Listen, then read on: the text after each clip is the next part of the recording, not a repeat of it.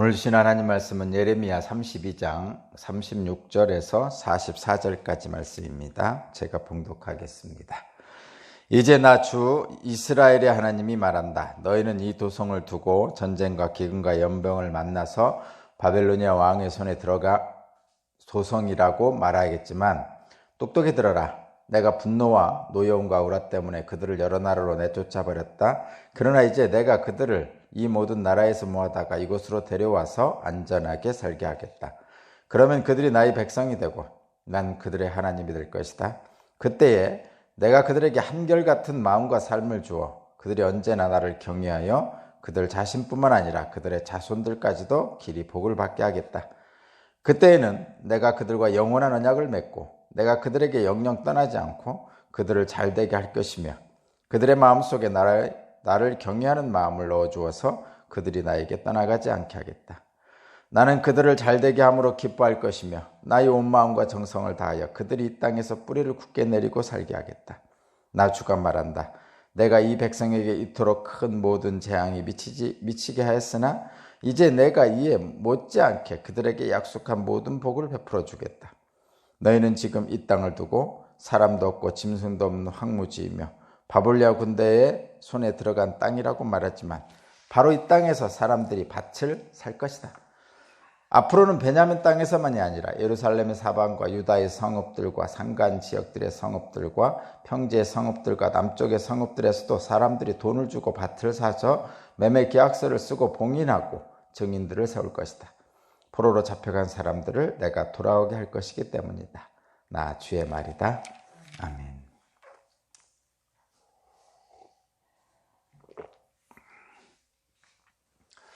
오늘 주시는 말씀의 제목은 징계에서 회복으로입니다. 징계에서 회복으로입니다. 좀 더 구체적으로 하면 미움과 분노에서 용서와 사랑으로입니다. 징계에서 회복으로, 미움과 분노에서 용서와 사랑으로입니다. 오늘 말씀은 하나님이 이제 징계에서 회복으로 이끄신다는 희망의 말씀을 주십니다.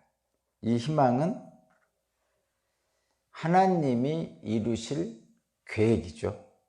그리고 황폐해진 예루살렘 땅과 전쟁의 패배로 인한 황폐해진 예루살렘 땅과 포로로 끌려갔던 바벨론 포로로 간 사람들에게 주시는 희망의 메시지죠. 현재는 땅이 황폐되고 포로로 끌려가 있는 상태입니다. 그리고 그 징계를 넘어서 다시 회복한다는 희망의 말씀이죠. 다시 포로는 예루살렘으로 귀환할 것이고 예루살렘은 다시 풍성한 포도원이 될 것이다. 이렇게 하나님께서 말씀하시는데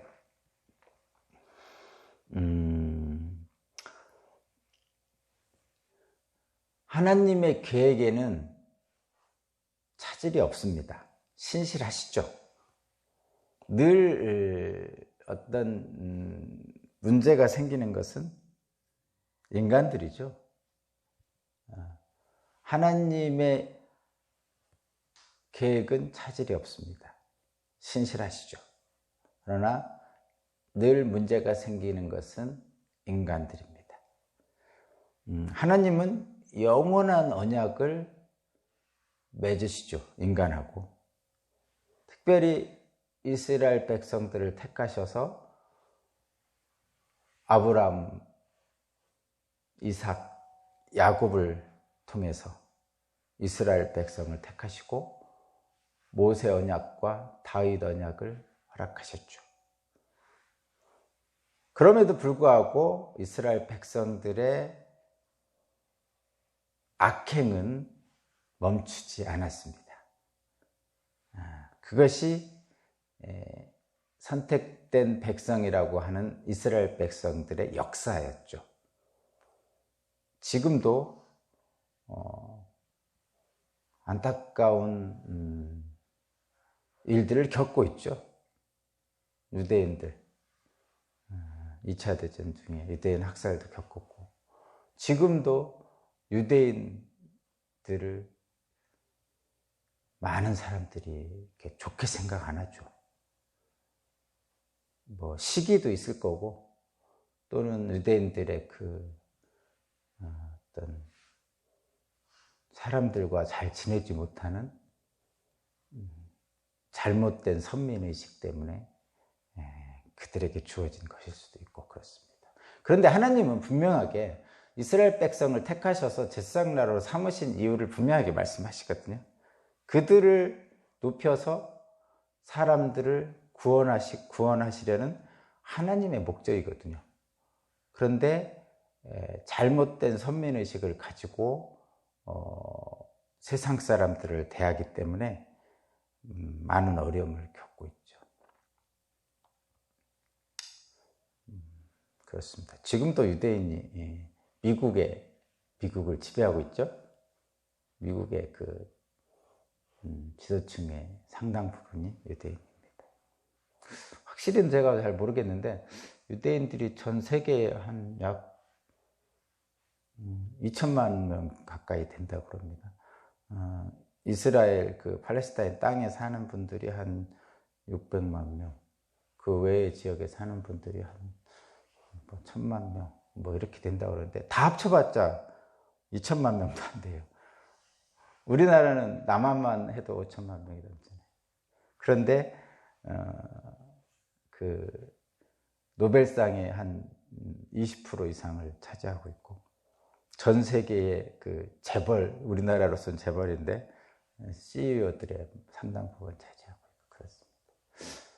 하나님이 택하신 것 자체로 어떤 은혜를 받는 건 사실인 것 같아요.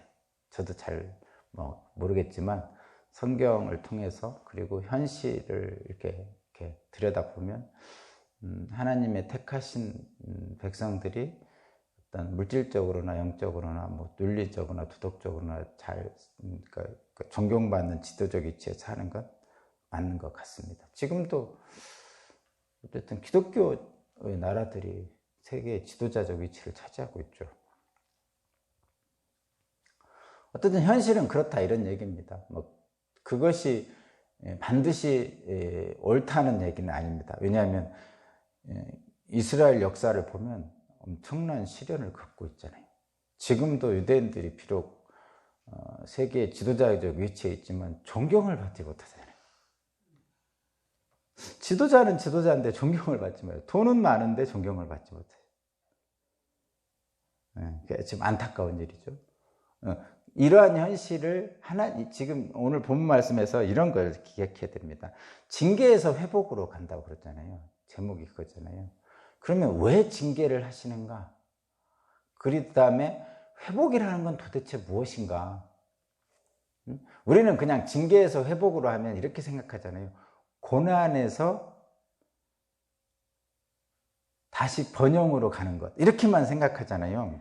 징계에서 회복, 그러니까 징계는 힘들고 어려운 거니까 고난에서 회복하면은 뭐죠? 다시 좀 살기 좋은 세상, 그러니까 좀 어렵지 않은 세상, 이런 거죠. 옛날에 굶었으면 이제 굶지 않는 세상, 이렇게 단순하게 생각하잖아요. 슬픔에서 기쁨으로, 이렇게. 근데 과연 하나님께서는 그 징계에서 회복으로 가기 위한 하나님의 계획 속에는 도대체 무엇이 있는가? 그러면 징계에서 회복으로 가기 위해서는 하나님이 강조하시는 건 무엇인가를 생각을 해봐야 돼요. 뭘까요? 징계 이유를 생각해 보면 될 거 아니에요. 징계 이유가 뭐죠? 이스라엘 백성들이 악행을 한 거죠. 악행의 대부분은 이런 거예요.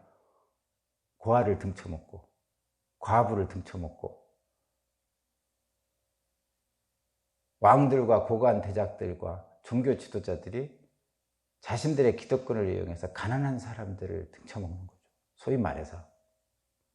그러니까 하나님이 분노한 거죠. 하나님이 분노한 기본적인 이유는 여러분들 이제 출애굽 사건에서 알 수 있듯이, 왜 하나님이 출애굽을 시키셨습니까?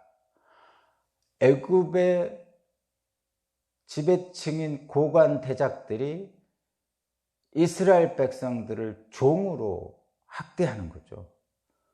그래서 이스라엘 백성들이 학대에 견디지 못해서 하나님께 부르짖는 거예요. 그것을 보시고 하나님께서 학대에 시달리는 이스라엘 백성들을 구출하신 거잖아요. 그게 출애굽 사건이잖아요. 지금도 마찬가지죠. 이스라엘 백성도 마찬가지예요. 그 학대받고 고난받는 이스라엘 백성들을 애굽에서 구출해 내셨는데, 문제는 뭐냐? 다시 그 구출해 내서 팔레스타인 지역에 이스라엘이라는 나라를 세워줬는데, 또다시 애굽과 같이 지배층들이 고아 과부 나그네를 업신여기고 종으로 부려먹고 있더라, 이런 얘기죠. 그러니까 하나님이 징계하시는 거라. 그게 심판이고 징계고, 그래서 바벨론을 들어서 멸망을 시켰어요, 심지어.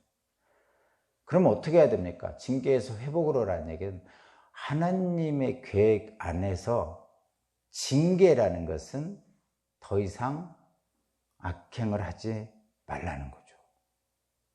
뭐를 하는 거예요? 미움과 분노에서 용서와 사랑으로 가라는 얘기죠. 좀 경상도 분들이 그렇게 하잖아요. 아이 좀 이렇게 하는데 좀 그러지 좀 않았으면 좋겠어요. 좀 아이 좀 에이 으이그 이렇게 표현하죠. 우리 충청도는 으이그 이렇게 표현하잖아요. 좀 하나님의 마음의 표현이 그겁니다. 좀 에이 좀 으이그. 그러면 희망의 하나님의 영원한 계약으로, 영원한 약속으로 갈 수 있는 거죠. 그런 얘기입니다. 오늘 본문의 영원한 약속은 그거예요. 여러분 38절 39절 38절 그러면 그들이 나의 백성이 되고 나는 그들이 하나님이 될 것이다. 응? 더 이상 하나님이 보시기에 악한 행위들을 하지 않으면 그 영원한 언약이 계속 그러죠. 그렇게 될 것이다. 이렇게. 그리고 그러면 어떻게 해야 됩니까? 어떻게 해야 됩니까? 지금 이스라엘 백성들 중에는 왕과 시드기야 왕, 그리고 고관 대작들, 그리고 그 당시 종교 지도자들, 예레미야 같은 선지자도 있지만 거짓 선지자들도 있었단 말이죠. 그런 사람들이 자기들의 가지고 있는 것을 지키고 약하고 가난한 사람들을 업신 여기는 삶을 살았다는 것에 대한 하나님의 징계거든요. 그럼 어떻게 회복으로 갈 수 있는가? 그런 것들을 하지 않으면 되는 거죠. 단순한 거예요. 근데 서양에 이런 게 있어요. 노블레스 오블리주라는 게 있어요. 노블레스는 고귀하다, 귀족이라는 뜻이고, 오블리주는 책임이라는 뜻입니다. 그래서 귀족의 책임이라고 하죠. 그러니까 높은 사회적 신분에 상응하는 어떤 도덕적 책임, 의무를 행한다는 의미가 노블레스 오블리주입니다. 그래서 미국의 경우도 그렇고 영국의 경우도 그렇고 국가적인 전쟁이 나면 그 고위층들이 참전을 하죠. 미국도 또 고위 장성들의 아들들이 다 참전하죠. 지원병이잖아요, 미국은. 참전하고. 6.25 때도 그렇고 2차 대전 때도 그렇고 베트남전도 마찬가지입니다. 그 고위직 자녀들이 지원해서 참석을 하죠. 많이 죽었다고 해요. 영국도 마찬가지죠. 영국에 특별히 영국은 국왕이 있으니까 그 왕족들, 젊은 왕족들이 전쟁에 참여합니다. 찰스 왕세자인가? 아니면 그 비슷한 사람도 하여튼 영국의 귀족이 또 참석했다는 얘기가 있었어요. 그런 것이죠. 그리고 최근 들어 그런 얘기도 있죠. 오빌루지법인가 이런 게 있어요. 책임법 해가지고 핀란드라는 나라는 이렇게 한답니다. 소득 수준에 따라서 벌금이 다르대요. 말하자면 이런 얘기입니다. 저와 여러분 같은 이렇게 좀 가난한 사람들이 그 교통 신호를 위반하잖아요. 그러면 우리는 범칙금이라고 5만 원, 3만 원 이렇게 하잖아요. 근데 재벌이 만약에 교통신호 위반했잖아요. 200만 원, 1000만 원 이렇게 물린대요. 그러니까 소득 수준에 따라서 벌금을 달리 매긴다 이런 얘기예요. 그러니까 우리가 만약에 뭔가를 잘못해서 벌금 100만 원의 형을 받았다. 그러면 우리보다 훨씬 재벌인 사람들은 벌금 1억 원 이렇게 매긴다 이런 얘기예요. 그러니까 노블리스 어빌리주 법이라고 있답니다. 그런데 어떻게 보면 합리적인 것 같죠. 우리는 벌금 100만 원 매기면 한 달 월급에 좀 절반 이렇게 되잖아요. 그러니까 굉장히 타격이 되잖아요. 그러면 그런 사람들도 재벌들도 한 달 수입의 절반 정도를 벌금으로 매겨야 공평하죠. 어떤 면에서 그렇다 이런 얘기예요. 근데 미국하고 영국하고 유럽만 그런 게 아니라 사실 우리나라에도 전통적으로 그런 게 있었다고 그럽니다. 그래서 이런 말이 있대요. 양반은 양반답게 처신해야 된다. 이런 말이 옛날에 있었대요. 양반은 양반답게 처신해야 된다. 부자는 부자로서의 책임을 져야 된다. 이런 의미가 있는 거죠. 양반은 양반답게 처신해야 된다. 그래서 옛날에 가끔 저와 여러분들이 많이 알고 있는 경주 최부자 얘기가 있잖아요. 경주 최부자. 굉장한 부자인데 대표적인 게 여러 가지 후손들에게 내려보내는 몇 가지 지침들이 있다고 그러는데 그 중에 하나가 사방 50리 이내에 거지는 없어야 된다 이런 거. 그다음에 만약에 혹시 기근이 들면 곡간을 다 풀어서 나눠준다라든가 이런 일이 있었죠. 가진 것을 가난한 이웃에게 나눠지는 어떤 기득권자의 모범을 보여주는 그런 거죠. 그리고 또 일제시대 때 이회영이라는 분이 있어요. 이분이 서울에 있는 엄청난 부잣집이라 합니다. 잘 모르지만 이항복이라는 분의 후손이라고 그러는데, 이회영. 우리 역사책에 나옵니다. 이분이 이 형제가 여러 명이 있었는데 엄청난 부자였대요. 자기네 재산을 다 팔아가지고 간도인가 그쪽에 가가지고 신흥무관학교를 만들어서 독립운동을 하셨어요. 엄청난 부자인데 이회영이라는 분. 결국은 독립운동하다가 잡혀서 옥살을 하셨나 그랬다고 그러는데 어쨌든 그 후손들이 지금도 계시죠. 그러니까 자신들이 가지고 있는 기득권을 잘 사용하는 거죠. 그것이 노블레스 오블리주라는 거예요. 근데 한국은 좀 요즘 그렇지 못하잖아요. 응? 최근 우리나라에 보면 엄마 찬스, 아빠 찬스, 또 부자들 보면 어떤 정치인 아들은 음주운전하고 별의별 일이 다 있습니다. 그리고 대체적으로 보면 부자들이 부동산 투기를 하죠. 우리나라 진짜 부동산 투기 엄청 많아요. 또 탈세하고 불법 증여하고 불법 증여하죠. 삼성 같은 경우 그렇고 또 이중 국적도 하고 논문 표절하고 이런 게 많이 있습니다. 그러니까 우리나라가 격동의 시절을 겪었잖아요. 일제시대, 6.25, 또 풀뿌리 먹던 시절에서 요만큼 경제성장하고 이렇게 많은 격동의 시절을 겪으면서 살아남으려는 어떤 사람들의 열정, 사람들의 살아남으려는 어떤 노력, 이런 것들을 하다 보니까 좀 비정상적인 부분을 많이 행하기도 했었어요. 그죠? 그런 우리나라의 현대사의 역사이기도 하죠. 그래서 그렇게 해서 돈을 번 분들도 많고, 탈세니, 밀수니, 이런 거 하는 게 많이 있었죠. 그래서, 얕게 살아라, 이런 표현했죠. 그리고 또 거기에서 소외된 분들은 억울하면 출세하라, 이런 말들이 생기고, 금수저, 흑수저, 다이아몬드 수저, 이런 말 생기고, 그렇죠. 지금 우리나라의 현실이 좀 그런 편입니다. 그래서 갈등이 좀 심합니다, 우리나라가. 근데 이제 부자들이 존경을 못 받죠. 재벌 이렇게 해가지고 존경을 못 받는데, 유럽에 있는 나라들은 부자들이 부자들이 존경받아요. 그러니까 핀란드, 노르웨이, 스웨덴 이쪽 지역에서는 부자들이 존경받습니다. 존경받는 이유는 뭐냐면 세금을 많이 냅니다. 진짜 많이 내요. 예전에 그 테니스 선수가, 핀란드 테니스 선수가, 노르웨이 테니스 선수가, 굉장히 유명한 테니스 선수가 있는데 상금을 받잖아요. 그 테니스 선수 상금 엄청 많이 받습니다. 우승해서 상금 받잖아요. 그러면 상금의 40%인가를 낸대요, 세금으로. 놀랍잖아요. 사실 그 사람들이 불로소득 한 거 아니거든요. 정말 열심히 테니스해서 우승해서 우승 상금이 딱 나오면 한 40%를 낸대요.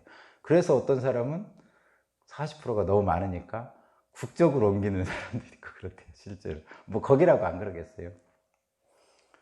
우리나라는 공무원들 월급이 한 20% 정도 되죠. 공무원들. 근데 이제 사업가들, 개인 사업가들은 사실은 잘 안 내죠. 어떻게든지 안 내려고 하는 그런 습성들이 있죠.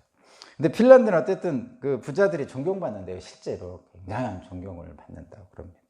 그런 핀란드, 노르웨이, 스웨덴. 세금을 많이 내기 때문이죠. 많이 낸다는 얘기는 그 세금으로 일반 사람들이 그 도움을 받기 때문에 그런 것이죠. 그러니까 존경을 받는 거예요. 또 마땅히 그렇게 내야 된다고 많은 사람들이 생각을 한답니다. 부자들도. 우리나라는 그렇지 못합니다.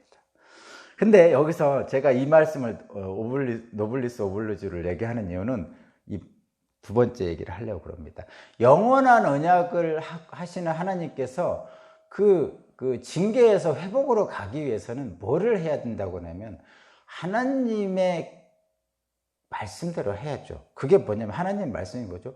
하나님의 형상을 닮은 사람답게 살아야 되는 거죠. 하나님의 형상을 닮은 사람답게 산다는 것은 뭐예요? 하나님의 성품으로 사는 거죠. 하나님의 형상을 닮아서. 하나님의 성품은 미움과 분노가 원래 아니에요. 거기에는 용서와 사랑이죠.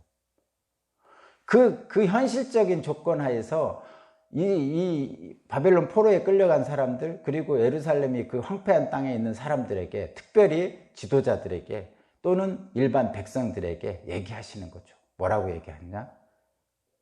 영원한 언약에 따라 너희들을 회복시킬 거니까 너희들도 하나님의 계획에 좀 동참해라, 이거죠. 좀 그러지 말고, 좀 그러지 말고, 이런 얘기입니다, 한마디로. 근데 그 회복의 증거를 말씀하시죠. 먼저 25절 한번 보겠어요. 어제 얘기입니다. 어제 25절을 보면 예레미야가 하나님께 이렇게 질문하는 거예요. 25절. 뭐라고 질문하냐면, 주 하나님, 어찌하여 하나님께서는 이 도성이 이미 바벨론 군대의 손에 들어가게 되었는데 저더러 돈을 주고 밭을 사서 증인들을 세우라고 하십니까? 그러니까 지금 하나님께서 예레미야에게 밭을 사라고 그랬잖아요. 근데 문제는 뭐냐면 지금 바벨론에게 멸망할 때예요. 바벨론에게 예루살렘 도성이 딱 이렇게 점령이 되면 그 다음부터는 어떻게 되는 줄 아세요? 땅이 주인 게 아니죠. 누구 거예요? 바벨론 군사들 거죠. 전쟁에서 이긴 나라가 다 차지한단 말이에요.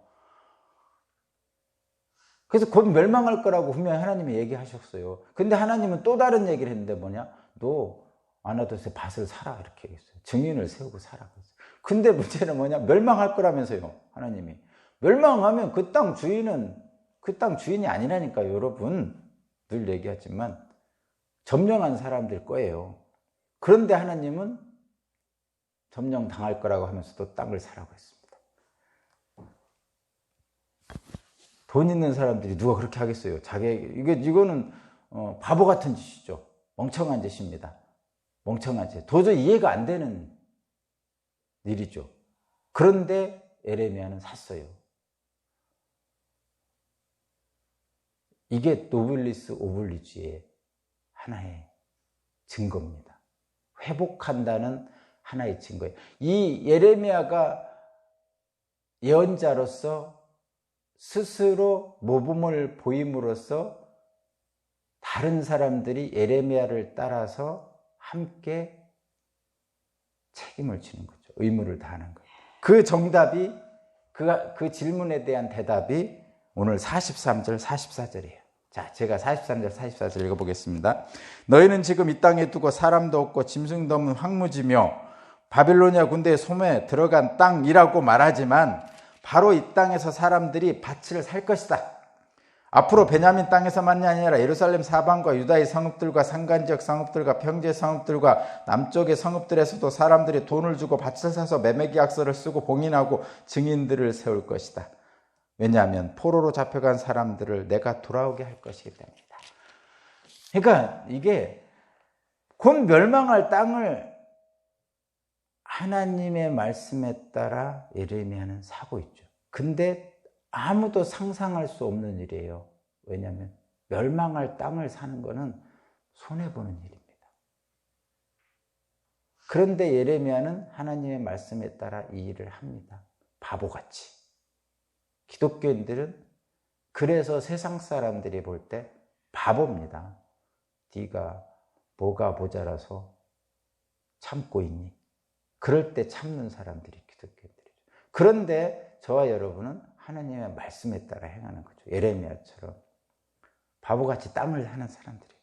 근데 이렇게 바보같이 땅을 사잖아요, 예레미야가. 그러면 예레미야를 보고 다른 백성들도 땅을 삽니다. 그것이 회복이에요. 다른 게 회복이 아니고 그것이 회복의 시작이에요. 하나님의 계획은 늘 신실하시고 선하십니다. 그런데 문제는 인간이 그에 따르느냐가 문제인데, 예레미야처럼 밭을 사잖아요. 손해보고. 그렇지만 바보같이. 그렇지만 그 예레미야를 보면서 또 다른 백성들이 밭을 사는 것, 그것이 회복의 시작입니다. 미움과 분노에서 용서와 사랑으로 가는 거죠. 바보처럼 밭을 사는 것이 용서와 사랑입니다. 그러면 오늘 제목, 경주 최부자, 이회영 선생, 이런 분들이 있었다고 그랬잖아요. 오늘 말씀의 제목에 있는 것처럼 징계에서 회복으로, 미움과 분노에서 용서와 사랑으로, 이것은 그러면 기득권자들만 해야 되냐? 우리나라 재벌들만 해야 되느냐? 정치인들만 해야 되느냐? 아니죠. 백성들의 반응이라는 것은, 예레미야는 지도자였죠. 종교 지도자. 예레미야가 했어요. 그럼 예레미야 혼자 하면 됩니까? 안 되죠. 그것을 보고 일반 사람들이 따라가야 되는 거죠. 그랬을 때 회복이, 진정한 회복이 되는 거예요. 그러면 지금 지금 부자들, 재벌들, 정치인들만 비난하고 있을 거냐? 아니죠. 이회영 선생이나 경주 최부자인 사람들이 있을 거예요. 없겠어요, 여러분? 이 나라에 있습니다. 그런데 하도 매스컴에서 그 안 좋은 일들만 방송하니까, 왜냐하면 그게 이제 클릭수 높이고 관심 끌고 그러니까 막 분노의 게이지가 훨씬 높아지잖아요. 근데 굉장히 훌륭하신 분들 많이 있습니다. 그러면 그런 분들을 찾고 보고, 그러니까 그 분노할 일들만 보지 말고, 그 엄마 찬스, 아빠 찬스니 맨날 이런 거 해가지고 막 억울감, 분노감 이런 거에 휩쓸리지 마시고, 훨씬 훌륭하고 애쓰는 분들이 많이 있는데 그분들을 보면서 내가 따라가야 돼요. 예레미야가 밭을 살 때 그것을 따라 사는 일반 백성들이 원하는 것이 뭡니까? 전쟁과 파괴와 포로가 아니고 일상의 회복이잖아요. 일상의 회복. 일상의 회복이 얼마나 행복한 거예요. 밭을 사는 겁니다. 바보 같지만. 그래서 분노와 비난이 아니고, 저와 여러분들이 해야 될 것은, 우리 같은 일반 보통 사람들이 해야 될 것은 분노와 비난이 아니고 용서와 사랑입니다. 우리 사회가 좀 어렵잖아요, 지금. 경제적으로는 그렇게 어렵잖아요, 생각보다. 근데 마음들이 다 어렵습니다. 자, 저와 여러분들은 하나님의 형상을 닮은 자이기 때문에 하나님이 계획하시는 그 신실함을 믿고, 저와 여러분들은 비난하고 분노해서 용서하고 사랑 쪽으로 갔으면 좋겠습니다. 하나님의 본질이, 예수 그리스도의 본질이 용서와 사랑입니다. 오늘도 그 하나님과 예수 그리스도와 성령님의 인도하심으로 승리하시기 바랍니다. 감사합니다. 하나님 감사합니다. 택하신 백성에게 복 주시고자 사랑의 매를 드시는 하나님의 마음을 더 깊이 알게 하시고, 하나님을 경외하는 한결같은 마음으로 우리의 일상이 회복되게 하여 주옵소서. 감사드리며 예수 그리스도 이름으로 기도합니다. 아멘. 자, 오늘 찬양 다시 한번 보겠습니다. 490장. 꿈을 꾸십시오. 이런 꿈이 꾸면 됩니다.